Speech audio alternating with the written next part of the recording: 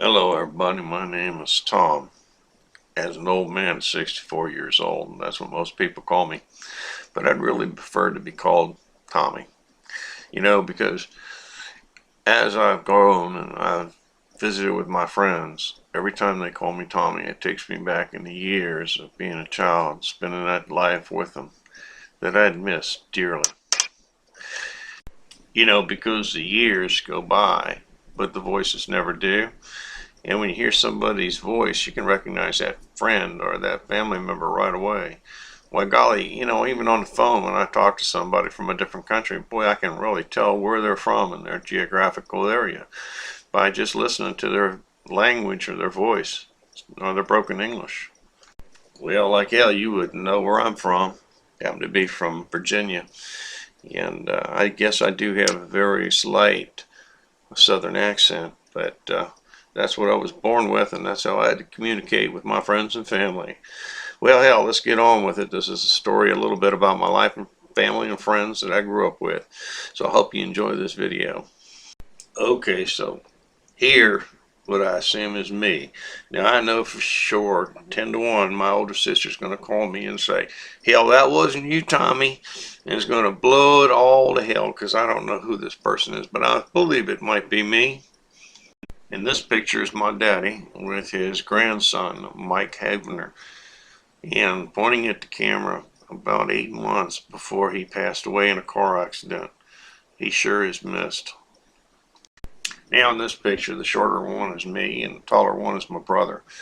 And I remember one time my brother had this herringbone sweater and I wore it. And I loved that herringbone sweater, but he was so determined that he was not going to let anybody else wear that herringbone sweater that, man, he chased me so far out the house into the field, and I got tangled up in a damn fence. It's like a 4x4 inch square fence, steel fence that you can get your foot over, but I got tangled up in it and fell on the side. Well, he came up there and he says, now I got you now. And he jumped over that fence to get me, and his foot got tangled up as well. Well, hell, we spent there about a good couple hours while he's beating the hell out of me until my older brother came and picked me up and got me out of the.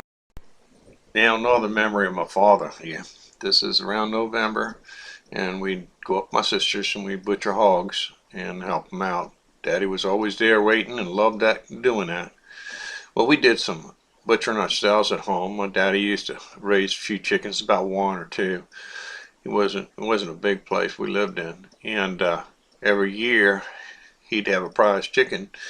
He'd feed that chicken gunshot pellets and beer, and that chicken would gobble up that beer and gobble up that pellets. And he told me, he says that those pellets would keep his head from coming up when he chopped his head off. Well, we had an old stump in the back of the house. It was my brother and me's job to chase the chicken after he cut the head off. Well, we had a disappointment one year. Old daddy, he cut that chicken's head off, and I'll be damned if that chicken didn't run around the house, and we chased it, and it ran out the street and got hit by a truck, and that ruined our chicken dinner. Well, I was always thinking about that. Maybe that's why I didn't do very good in school. All the gunshot pellet, the lead, and the beer. Maybe that was my problem in school. Here's my mama again with her new car getting ready for church. Now, Mama made sure that me and my brother had a good upbringing, took us to Southern Baptist Church around in the block there. And made sure we had good morals and went to Sunday school, learned about the Lord, and were raised proper. Well, so did my daddy. He wasn't much a churchgoer, but he had one big belt. Thank God they didn't have children's services back in those days. I don't think I would have seen my daddy much. I have fond old memories of this old car. My daddy used to take us fishing in it. He would grab a basketball hoop and take some chicken wire and go take us down to the branch and go fishing for herring. I think they ran around April, I think, when the rains came in. But he would have me and my brother, after he got a load of fish, bring it home, go in the back and skin it and take the roes out for him, and whatever the innards and the guts was useless, we had to go out and plant it with a garden for the spring for the corn to grow. gave it a little fertilizer. But those are fond memories of that car and the things me and my brother used to do with my dad. It was a pretty good life. Hey, anybody recognize that English racer? That bicycle in that picture? Me and my brother got a pair for Christmas from my mom and dad. This is me and my brother at Arlington Cemetery over my father's grave about 3 years after his death from an automobile accident. And I think I was about 13, and no, I was probably 16, just before I went in the military. And now my mother's buried with him, and they're both together, resting in peace.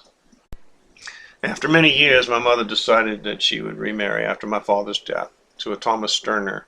This picture was taken at my sister's farm in Maryland, and starting from the top left is Vernon Havner, my brother, me, my sister Dorothy, and my other brother Charles.